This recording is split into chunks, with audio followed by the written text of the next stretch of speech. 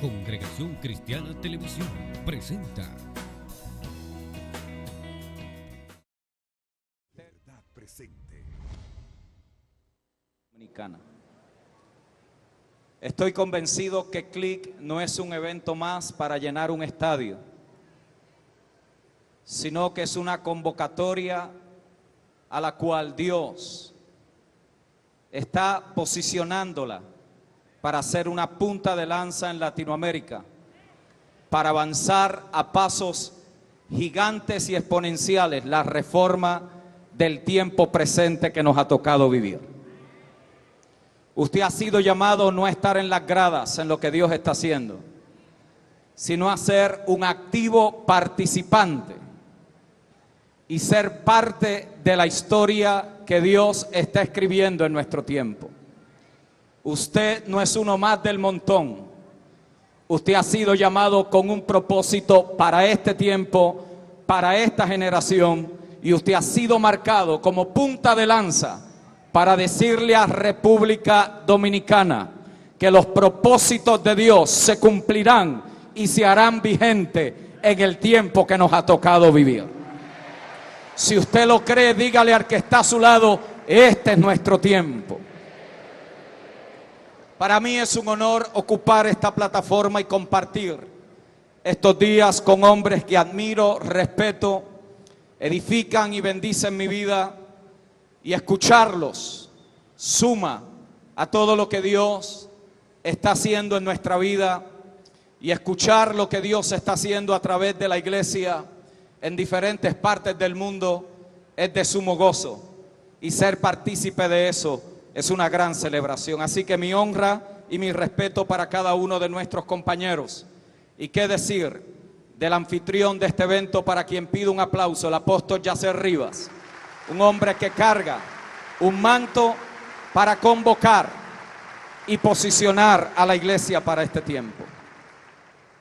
Estaré hablando en estos días sobre la verdad presente y el eterno propósito. Dígalo conmigo: la verdad presente y el eterno propósito. Para usar bien el tiempo, quiero solamente dirigirlos al capítulo que estaré usando como base y fundamento para lo que estaremos impartiendo en estos días. Es Efesios capítulo 1.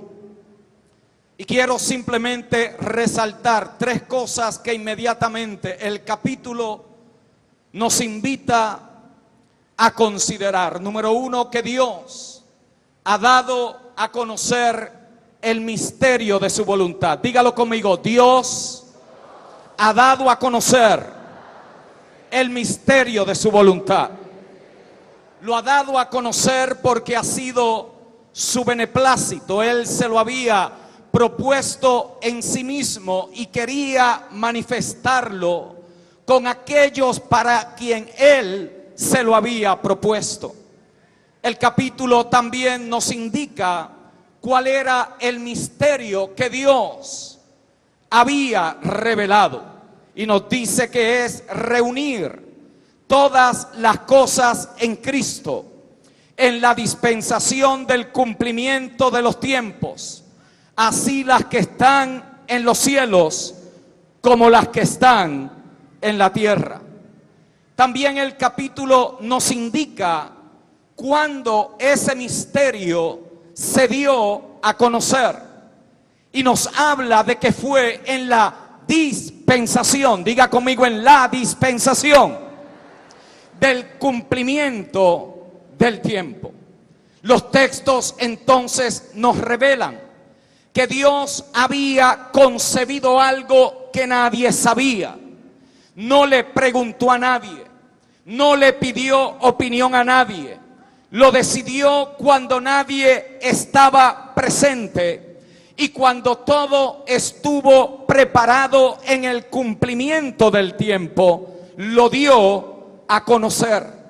Cuando finalmente Dios revela el propósito o lo da a conocer, lo constituye en la verdad presente. Diga conmigo: la verdad presente.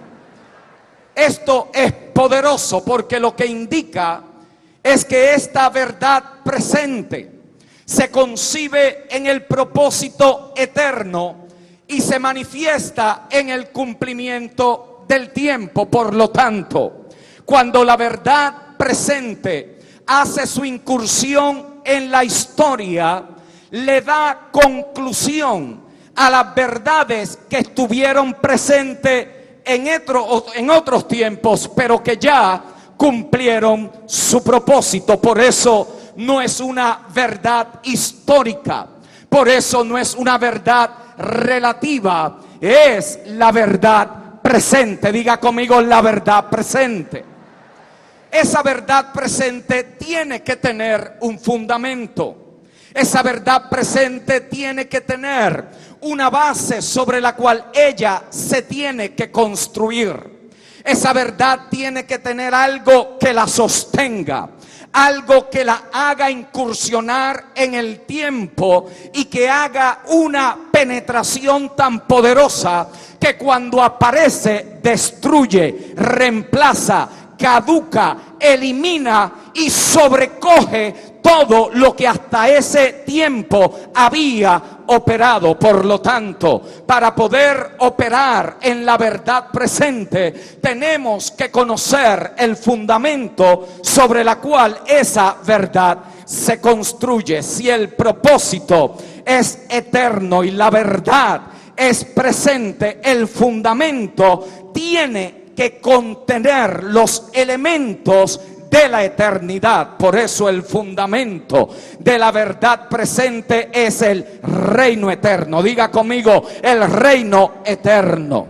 El fundamento de la verdad presente es la gracia eterna. Diga conmigo, la gracia eterna. Y el fundamento de la verdad presente es el pacto eterno. Por eso, en cada generación, Dios levanta, llama, equipa, constituye hombres y mujeres con la gracia necesaria, con la unción que se requiere para poder establecer a la iglesia en la verdad presente. Dios no te llamó a ser un predicador de las asambleas, Él te llamó a ser un predicador de la verdad presente. Dios no te llamó a ser el predicador de tu denominación, Él te llamó para ser el predicador de la verdad presente. El problema es que tenemos muchos ecos, pero no hay voces que están proclamando la realidad del tiempo en el cual la iglesia ha sido establecida.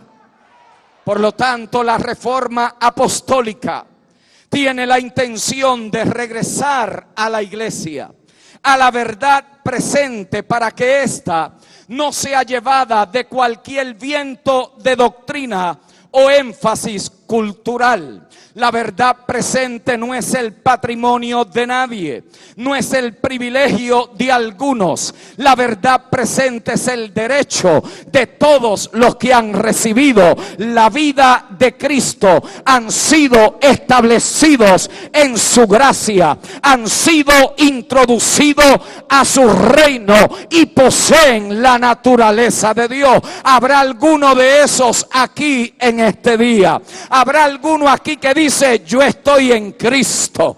Y si estás en Cristo, tú eres uno de los que tiene derecho de entender, de ser establecido en la verdad presente. Pedro era un custodio de esta verdad. Y en segunda de Pedro, capítulo 1, verso 12, se nos dice acerca del consejo apostólico que él estaba trayendo a la iglesia de aquel entonces.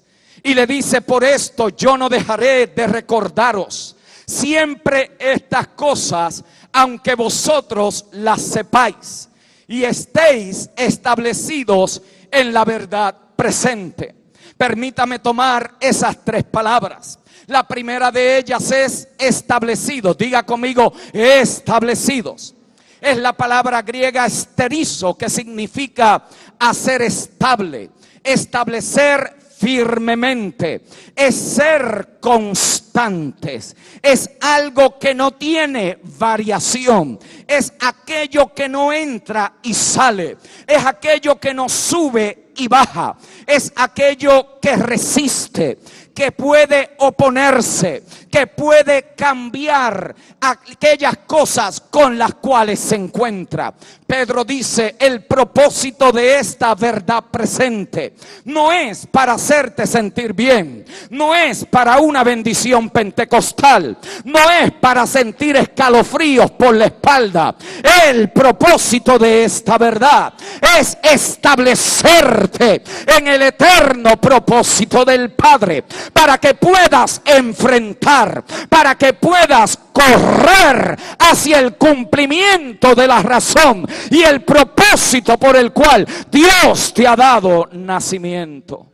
Pedro dice: les escribo para que estén firmes en la verdad aletheia, no una idea, no una opinión, no un consejo. Aletei significa la realidad, la certeza, aquello que no tiene sombra de variación. No es lo que aquel teólogo interpretó, es lo que el Padre se había propuesto en Cristo. No es lo que él piensa que el texto dice, es lo que el texto verdaderamente dice. No está filtrado por mi escuela teológica o mi formación evangélica o lo que estudié en el libro que pude haber leído. Esta verdad es una realidad, esta verdad es una certeza. Cuando te captura, no te da espacio para dudar nada, porque no estás llevándola a tu pensamiento, sino que la estás entendiendo desde tu espíritu que ha nacido de nuevo. Por lo tanto, no estás buscando cuál es el próximo asunto en la cultura evangélica. Está siendo establecido en lo que el Padre se había propuesto en sí mismo. Pero nos dice también que esta verdad, esta realidad, esta certeza que se ha manifestado es en el tiempo presente. Diga presente. Presente es del griego pereimi, que significa lo que ha llegado, lo que está presente. Me encanta esta definición del original: lo que está al comando, lo que está gobernando y lo que rige todo lo demás. En otras palabras, esta verdad presente determina lo que es y lo que no es. Esta verdad presente elimina la aparente verdad y solo establece la realidad absoluta. Esta verdad presente está gobernando. Esta verdad presente tiene que ver con gobierno, tiene que ver con orden, tiene que ver con establecimiento. No tiene que ver con evangélicos que se quieren ir del planeta. Tiene que ver con evangélicos que quieren reconciliar al planeta con esta verdad. Alguien aquí debería de decirle amén a eso. Alguien aquí debería de saber que tú vas a terminar donde esto se supone que termine, reconciliando todas las cosas en Cristo, las que están arriba, las que están abajo, para que Él sea el primogénito en todo y pueda recibir la máxima honra y pleitesía. Presente, diga conmigo presente. Pedro hizo bien al escribirla, porque esta carta se escribe alrededor del año 67. Y la carta está dirigida a un grupo de personas en particular. Se le está escribiendo a la iglesia del norte de Asia, que en ese momento estaba siendo perseguida y maltratada por el imperio. El propósito era recordarles que el verdadero mensaje apostólico estaba siendo amenazado. Pedro entonces, en toda su carta, comienza a motivar, a exhortar, a dirigir a los creyentes a que cultivaran lo que ya habían recibido. no era que estuvieran orando para que le dieran más, sino que cultivaran lo que ya se le había dado. Este es nuestro gran dilema, que siempre estamos esperando lo próximo porque tenemos más mentalidad de necesitados que de herederos. Tenemos más mentalidad de mendigo que de reyes. Tenemos más mentalidad de huérfanos que de hijos, porque siempre estamos en necesidad de algo. Pero cuando tú sabes que es la verdad presente, descubres que ya todo es tuyo, que todo se te ha entregado, que tienes la misma naturaleza de Dios y que ahora en el crecimiento de la gracia, en el conocimiento de la misma verdad que Cristo, tu vida comienza a manifestar lo que ya eres. Ya dejas de orar para ser santo y comienzas a orar porque eres un santo. Empiezas a dejar de dar para que Dios te bendiga y empiezas a dar porque Dios te ha bendecido con toda bendición espiritual. Dale un codazo a alguien y dile: lo tenemos todo, lo tenemos todo. En Él estamos completos, llenos estamos, en Él estamos por Él, somos de Él. Alguien aquí debería de saber que lo que tú estás buscando ya te lo dieron, lo que estabas necesitando ya se proveyó, lo que tú creías que faltaba ya está completo, lo que tú creías que venía ya vino, lo que tú estás esperando que se abra ya se abrió, lo que tú estás esperando que lloviera ya llovió. Alguien aquí debería de saber que esta verdad gobierna, esta verdad es estable, esta verdad hace creyentes firmes. En una generación donde se necesita desesperadamente regresar a la verdad presente. Pedro también anuncia su partida y también en medio de su escrito hace algo súper interesante. Y es que termina su carta reconociendo y recomendando lo que Pablo había escrito. Y le llama las Escrituras. Cuando usted empieza a escudriñar la teología paulina, descubre que Pablo vivía con una profunda convicción de que lo que estaba pasando en el presente no tuvo su origen en el tiempo, sino que había sido concebido en la eternidad. Me explico. Hay dos términos en la palabra que usted y yo encontramos frecuentemente. Son los términos eternidad y tiempo. Dígalo conmigo: eternidad y tiempo. Los griegos tenían dos palabras para definir el tiempo. La primera de ellas es la palabra que usted ha escuchado muchas veces, que es cronos. Cronos habla del tiempo secuencial. Es la manera en cómo usted y yo medimos los segundos, los minutos, las horas, los días, las semanas, los meses, los años, las décadas, los siglos y los milenios. Es el tiempo que circula de una manera lineal. Es de donde usted y yo obtenemos la palabra cronómetro. Los griegos también tenían una palabra para explicar ciertas eventualidades que no se sujetaban a la secuencia, que no eran parte de lo cronológico, que no era parte de lo que se supone que sucediera. Y esa palabra es kairos. Kairos se define como un tiempo oportuno o supremo. Es una medida exacta, es un tiempo fijado, pero también es un tiempo definido. Es el tiempo también donde todas las cosas entran en crisis. En otras palabras, el kairos no viene para darte un nuevo carro. El kairos entra en tu existencia para interrumpir todas las cosas en ese momento. El kairos aparece para poder traer a crisis todo lo que has construido fuera de la verdad presente. Todo aquello que amenaza, todo aquello que interrumpe, todo aquello que te aleja, todo aquello que te hace titubear, el Kairos lo sacude.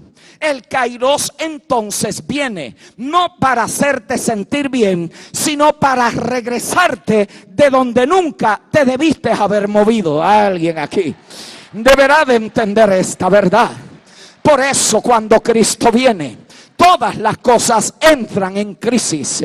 Todo es sacudido, todo es estremecido, todo tiene que ser movido desde la base. Por eso cuando Él dice, el tiempo se ha cumplido, Él no está haciendo una declaración inocente. Él está trayendo 4000 años de historia. Él está metiendo en un tiempo definido lo que ellos no habían entendido. De repente se le hará claro a través del tiempo. Alguien aquí debería de saber que clic se va a convertir en lo que te va a llevar a crisis para poder regresar de donde nunca debiste haberte movido, de donde nunca te debiste de haber movido, de donde nunca debiste de haber estado. ¿Por qué? Porque muchos de nosotros nacimos de nuevo al reino, pero nos discipuló la religión. Pero aquí viene un Kairos en el tiempo, cuando todo vendrá en la crisis, donde vas a ser el ministro competente de un nuevo y mejor pacto. Alguien aquí debería de decir, pastor, estoy entendiendo, algo se me está iluminando en mi espíritu, estoy seco, cansado. Es porque no te has conectado a la verdad presente. Pero cuando te conectas a esta verdad que va a producir una reforma de adentro hacia afuera, el Kairos de Dios te va no solamente a sacudir, sino que te va a establecer en el orden que Dios ha marcado para tu vida. Kairos, diga conmigo Kairos. Kairos es la época que se esperaba. Es el tiempo correcto. Cronos entonces trata con las cosas que suceden secuencialmente. Son las cosas que deben de suceder. Diga, deben de suceder. Es lo que en el orden natural está prescrito para que suceda. Pero en el Kairos se trata con tiempos indeterminados en la cual todo sucede. Por eso cuando llega el cumplimiento del tiempo, Cristo no dejó esto a mitad.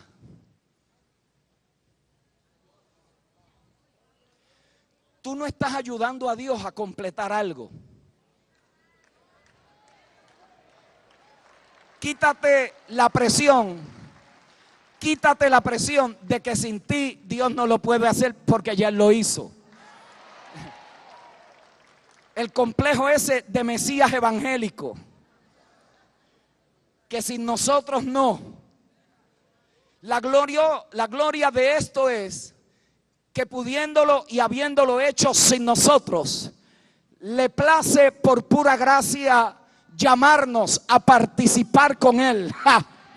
Por eso, ¿de qué nos podemos gloriar si todo nos ha sido dado? Alguien aquí debería de saber que lo que tú tienes no es porque te lo ganaste, es porque otro pagó el precio, es porque otro ya cumplió la misión, es porque otro ya pagó lo que había que pagar, y tú y yo somos los beneficiarios del sacrificio de otro para que caminemos por la tierra, no para pagar el precio, sino para manifestar la verdad sobre la cual aquel precio fue pagado.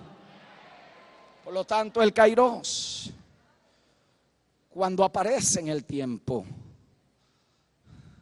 hace que todo, oiga bien, suceda simultáneamente. Por eso en la Escritura la temática de los tiempos, usted la va a encontrar con múltiples expresiones. Y cada expresión va manifestando progresivamente a la medida que Dios va revelando su eterno propósito a través de la historia. Esto indica entonces que cada vez que vemos una incursión de algo en el tiempo, tenemos que preguntarnos entonces qué es lo que Dios está haciendo.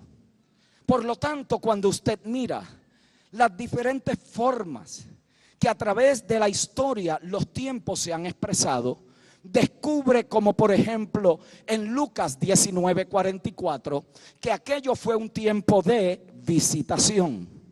Cuando mira a Hechos 3:19 se nos habla del tiempo de refrigerio. Cuando mira a Hechos 3:21 se nos habla de los tiempos de restauración. Cuando encuentra Gálatas 4:4 descubre que era el cumplimiento o la plenitud del tiempo.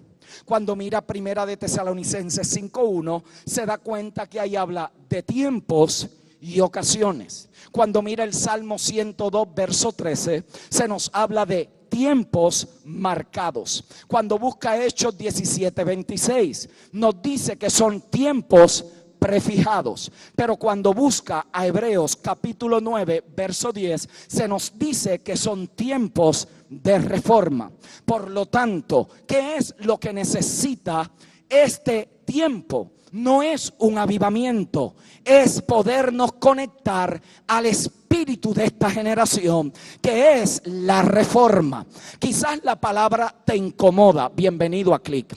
Quizás la palabra te hace sentir un poquito como que, ¿qué querrán decir con eso de reforma? Bueno, en estos 3 días hay padres apostólicos que en el espíritu del apostolado estarán impartiendo esta definición. Mi tarea hoy es simplemente abrir el camino, es poder trazar hoy algunas líneas que nos ayuden a comprender que en el tiempo en que nos ha tocado vivir es el tiempo de la reforma. Hebreos 9, 8 al 10 dice: dando el Espíritu Santo a entender con esto que aún no se había manifestado el camino al lugar santísimo, entre tanto que la primera parte del tabernáculo estuviese en pie, lo cual es símbolo, diga conmigo símbolo, para el tiempo presente, según el cual se presentan ofrendas y sacrificios que no pueden hacer perfecto en cuanto a la conciencia al que practica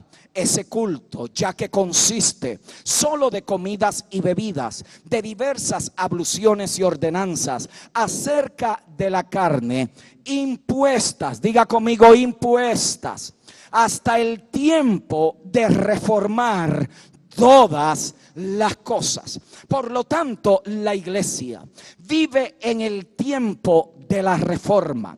17 siglos de deforma ahora nos ha tocado a nosotros en la gracia que se nos ha conferido en cada nación y en cada pueblo responder al espíritu eterno de la reforma, donde regresaremos a ser lo que siempre debimos haber sido, donde volveremos otra vez a comer de la mesa y no las migajas que otros nos quieran dar, donde vas a caminar en la certeza de quién eres, no de quien otros dicen que tú eres, donde vas a comenzar a manifestar la naturaleza que te gobierna, no el corazón y las malas costumbres de otro mortal. Alguien aquí debería de saber que vivimos en tiempos donde todo Dios lo está regresando a su orden original. Por lo tanto, tiempo, diga conmigo tiempo. Mucho que decir, poco tiempo para tener más explicación. La segunda palabra, Salomón nos las presenta y nos las complica a la luz de nuestra existencia humana en el tiempo, y es la palabra eternidad.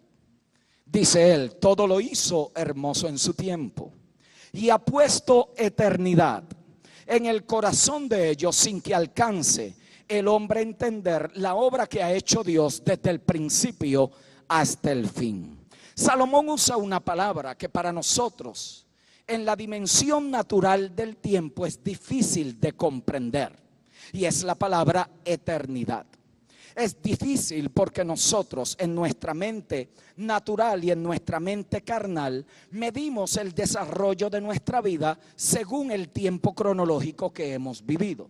Por lo tanto, nos movemos de una manera lineal. Nos movemos hacia mañana sabiendo que dejamos un hoy y que abandonamos un ayer. Por lo tanto, muchos viven en esta navegación continua entre la culpa del pasado, entre la miseria del presente y los temores del futuro. Por eso para ellos Dios no es otro que un salvavidas. Ayúdame y rescátame, porque no sé cómo voy a sobrevivir lo que he tenido que vivir en la vida. Para ellos la salvación es el escape del dolor.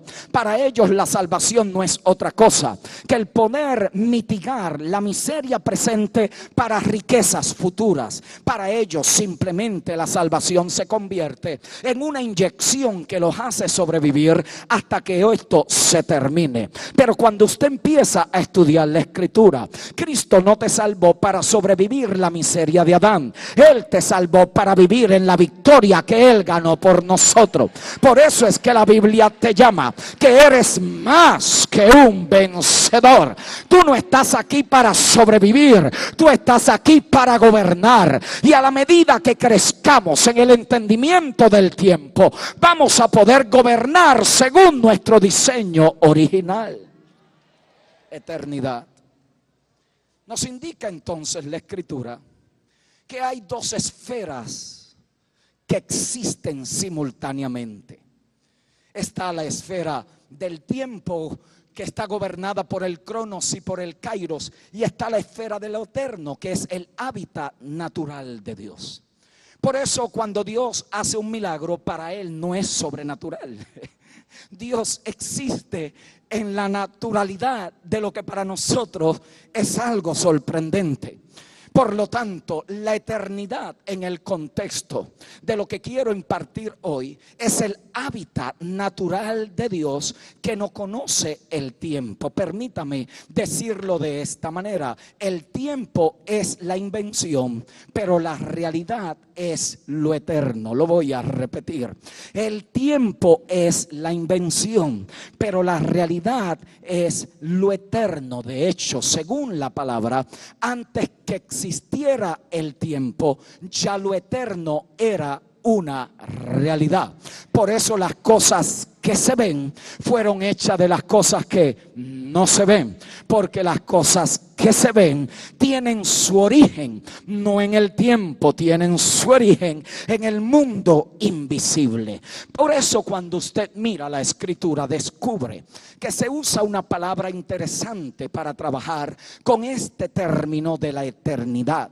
En el griego es aion, que significa una era. Por eso vemos que se definen estas eras como los siglos de los siglos, eternamente y para siempre. Se habla de por toda la eternidad. ¿Qué es lo que nos están queriendo decir estos autores? Lo que el autor nos está diciendo es que si lo eterno es antes del tiempo medible, entonces cada vez que algo de lo eterno se mete en el tiempo contiene una dimensión de eternidad. Lo voy a explicar en unos momentos. Usted no está aquí para ocupar espacio. Usted no está aquí para cantar 3 rápidas y 2 lentas. Usted no está aquí para gozarse el culto. Usted está aquí para manifestar una expresión de la eternidad. A alguien aquí debería de decir: no estoy entendiendo bien, pero por ahí vamos. Dios nos va a ayudar a entender al final del día. Diga conmigo: yo estoy anclado. Dígalo: yo estoy anclado, no en lo que se ve, sino en lo que no se ve. Por lo tanto, cada vez que en el tiempo aparece una incursión de lo invisible, ese tiempo cuenta con una expresión de lo eterno. El texto que leímos, o por lo menos que le hice referencia, nos indica que Dios se había propuesto en sí mismo reunir todas las cosas en Cristo, en la dispensación de los tiempos, las que están en los cielos y las que están en la tierra. En otras palabras, esto no comenzó aquí, sino que comenzó en un tiempo y dimensión que no es natural para nosotros, porque somos seres del tiempo. Es evidente entonces que si vamos a ser establecidos en la verdad presente, tengamos que salirnos del tiempo, tengamos que remontarnos a un espacio donde usted y yo solo podemos depender de revelación del Espíritu para poder comprender, leyendo, cuál es el misterio que a Pablo se le había revelado. Por lo tanto, empezamos a descubrir que Cristo es el factor unificante, que Cristo es la razón por la cual todo esto es y para la cual existe, que todo no fue una consecuencia de una caída, sino que fue la expresión de un propósito, que esto no comienza con un pecado, esto comienza con un designio que Dios se había propuesto en sí mismo. Alguien aquí debería de decir: estoy entendiendo, estoy comprendiendo. Por lo tanto, ahora, si vamos a ser establecidos en la verdad presente, tendremos que amarrarnos al factor que la unifica, y ese factor es Cristo, el cual reunió todas las cosas arriba y abajo en el cumplimiento del tiempo. Diga conmigo: Cristo es el factor unificante. Esto es importante porque si nosotros nos acercamos al texto bíblico desde la perspectiva del tiempo cronológico, nuestra interpretación estará escasa para poder aplicar el propósito en nuestro tiempo. Me explico. La mayoría de nosotros nos acercamos al texto comenzando en Génesis capítulo 1, 2 y 3. Y vemos allí que la creación se dio.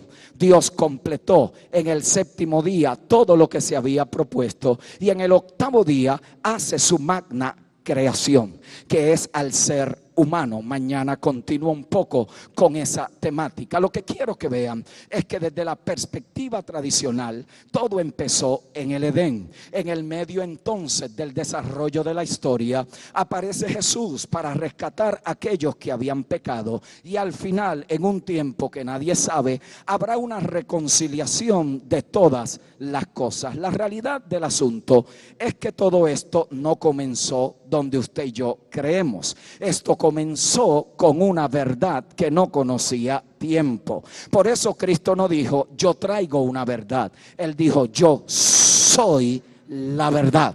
Él no dijo: yo tengo una opinión evangélica. Él dijo: yo soy la verdad absoluta que le da sentido a lo que el Padre ha hecho. Esto es un poco complejo para la mente humana carnal, porque el lenguaje que Pablo emplea es un lenguaje que se sale del tiempo, y él habla desde antes de la fundación del mundo. Naturalmente esto no tiene sentido, porque no puede existir un antes o un después a menos que haya una creación que lo pueda determinar. Permítame recurrir a Einstein, un sabio de la física. Él dice que el tiempo no existe sin masa y materia. ¿Qué es lo que él está diciendo? Que para que haya tiempo tiene que haber una creación, pero lo que Dios se había propuesto no requirió una creación, porque Él se lo había propuesto en sí mismo y en Cristo. Lo hizo antes de la creación. Por lo tanto, como es antes del tiempo, nada de lo que pasa en el tiempo lo puede cancelar. Lo voy a repetir. Como Él lo hizo, lo decidió, lo hizo, lo decidió y lo terminó antes del tiempo. No había pecado en el huerto, no había demonio en la tierra, no había rebelión en el planeta que hicieran cambiar a Dios de plan. Alguien aquí debe de saber, no había nada ni nadie. Por eso es que tú no estás aquí porque eres un sabio, tú estás aquí porque en la sabiduría de Dios Él te escogió en Cristo. Alguien aquí debería de decirle amén a eso. Por lo tanto, lo que Dios decide antes del tiempo, no hay nada en el tiempo que lo pueda cancelar lo que Dios decidió e hizo antes del tiempo y antes de la creación de todas las cosas, es crítico poderlo entender. Si vamos a edificar en el diseño, si vamos a cumplir con el propósito y si vamos a ser establecidos en la verdad presente. ¿Por qué? Porque a la medida que usted se mantenga mirando lo que pasa en el tiempo, usted no puede ser establecido. Usted solo es establecido cuando saca su mirada del crono y por medio de la revelación del Espíritu, usted tiene un destino de que esto no comenzó aquí. Por favor, no vayan a creer que esta es mi opinión personal. Esto fue lo que Pablo le dijo a la iglesia de Corintio: no miren las cosas que se ven, sino las que no se ven, porque las que se ven son temporeras, pero las que no se ven son eternas. La pregunta que habría que hacerle al texto es: ¿cómo miro lo que no se ve? ¿Y cómo puedo apreciar lo que no es visible a la vista humana? Para eso tendríamos que ir a la verdad absoluta. En Cristo es que solamente eso se hace una realidad. En Cristo es que solamente esto tiene sentido. En Cristo es que solamente esto lo podemos llegar a comprender. Y quiero solamente, para terminar en los próximos 3 minutos, mencionar algunas cosas que trabajaré mañana. Hay 3 cosas puntuales, hay más, pero quiero concentrarme en 3 en estos próximos días.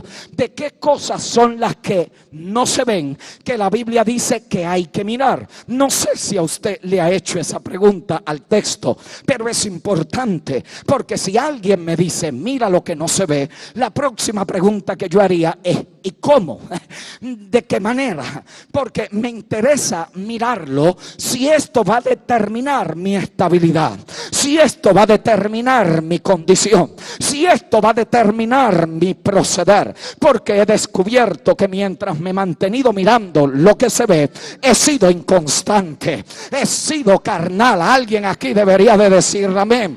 He sido una persona inconsistente.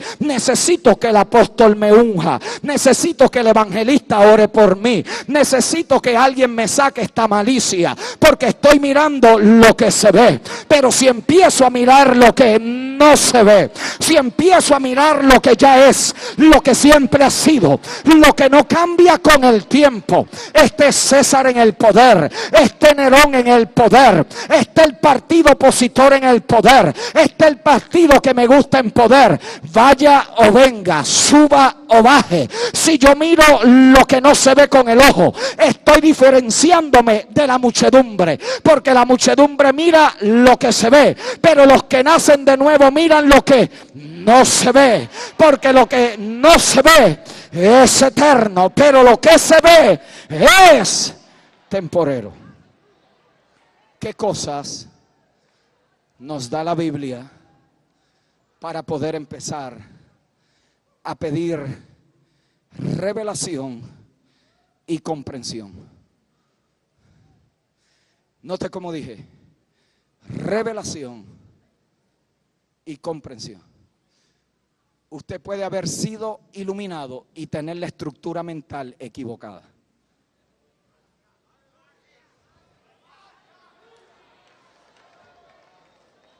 Ojo.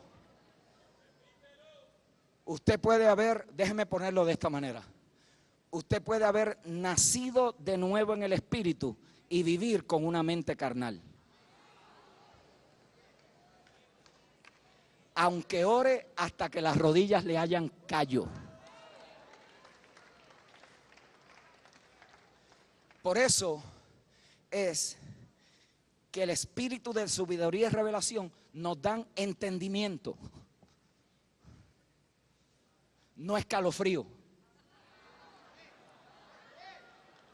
Y a nosotros los caribeños nos encanta el escalofrío. ¡Ay! Santo! Las malas mañas evangélicas. Ajá, yo dije eso, sí, yo lo dije porque yo vengo de ahí. Entonces nos gusta esto, pero no sabemos amar. Nos encanta que me oren y me tumben, pero no podemos trabajar con los dilemas existenciales de los monstruos y los fantasmas que nos persiguen en nuestra mente. Pero yo declaro en este clic que la verdad presente no solamente te reforma, sino que te transforma en el espíritu de tu entendimiento, y vas a ver lo que no habías visto, y vas a comprender lo que no habías comprendido. Yo vengo a declarar en este momento que el espíritu de sabiduría y revelación hará presencia tangible. Aún en las horas de la noche, el Espíritu de Dios va a trabajar en detalles de lo que vas a escuchar, y los va a implosionar dentro de tu espíritu para que jamás vuelvas a la miseria de donde Cristo te ha sacado. Jamás. Jamás. No quiero ser injusto al texto. Lo voy a dejar ahí. Tómale la mano al que está a tu lado. Shakataramanso kotorobosha. Y kataramamanse kenda lavaso katara.